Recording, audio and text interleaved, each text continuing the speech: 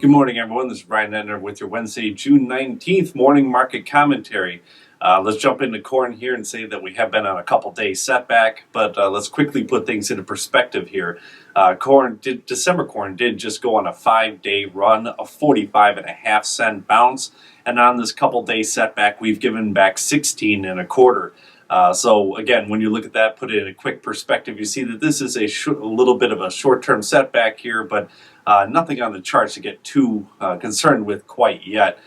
There is some concern that people in trade were looking at, incorrectly looking at the planning pace number, 92%. If you take that off the total planning number, it would suggest the most lost acreage we can find is 7.2 million acres.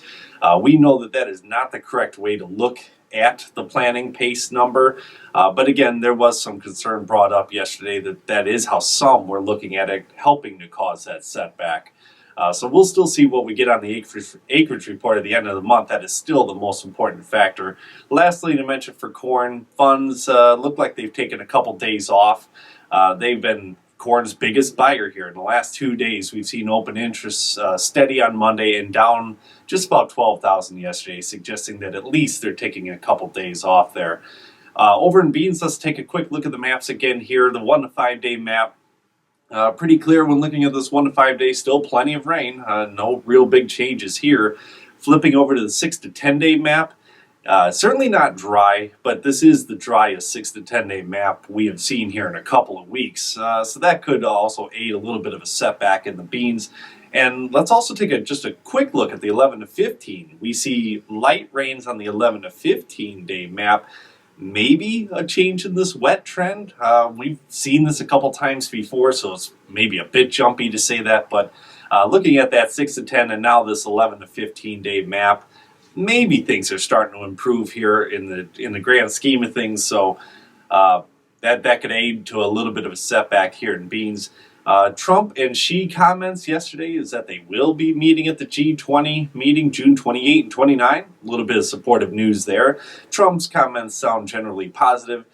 Xi's comments sound neutral, which actually coming from him is a little bit better than we've heard recently. So overall, generally a little bit of positive attitude here from those two meeting. Over in wheat, I guess the only thing we really want to focus on short term is Mario Draghi's comments about cutting interest rates and even possibly adding stimulus could keep our dollar trending a little bit higher, even if we do cut rates here. Fed meeting today, nobody really expects that they'll be cutting rates this month, but high odds of them cutting rates next month. And of course, an uptrending dollar for us could limit exports a little bit on our end, which wheat really doesn't need to see. Also, as you saw on those previous weather maps, hard red and winter wheat areas, yes, they do see a little bit of rain in the 1 to 5, but days 6 through 15 remain generally clear, helping out harvest and also, of course, limiting any final quality concerns. Moving over to cattle, pretty calm this week so far. There was a slight bounce Monday, but traders did not get as excited as they have been the last 2 weeks to put a quick bounce in this market. Looking for an uptrend. Now it looks like they're in wait-and-see mode, so we'll see what we get for a starting cash bid. When we're looking at starting cash bids likely to be seen today, let's keep in mind that last week's cash trade was 112.23.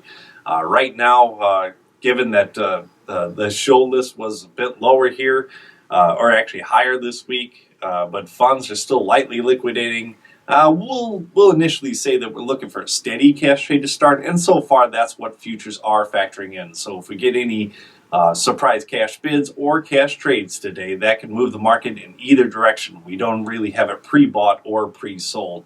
Last thing to mention here for cattle, funds are still long 40,000. That means they've trimmed 100,000 longs, but generally they're not considered flat until they get down to 10 or 20,000. So we can still expect a little bit of light funds selling there in the cattle.